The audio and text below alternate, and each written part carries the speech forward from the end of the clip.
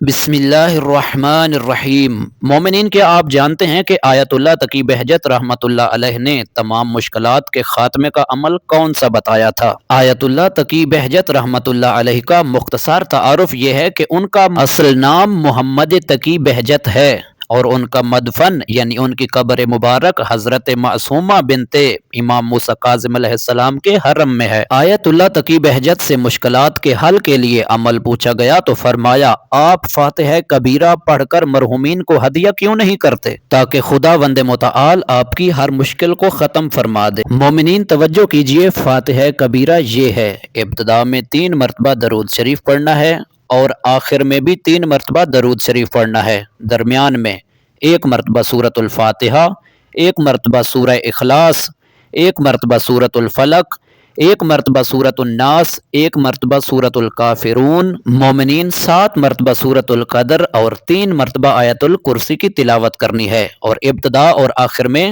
درود شریف 3 مرتبہ پڑھنا ہے۔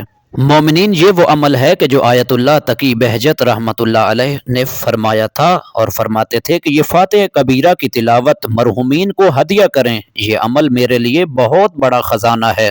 مومنین، آپ بھی اپنی تمام مشکلات کے خاتمے کے لیے اس عمل کو فاتحہ کبیرہ کو پڑھ کر مرحومین کو ہدیہ کریں تاکہ خدا آپ کی تمام مشکلات کو حل کرے۔ مومنین، ویڈیو اچھی لگی ہو تو چینل نور کربلا کو سبسکرائب کریں۔ اللہ حافظ۔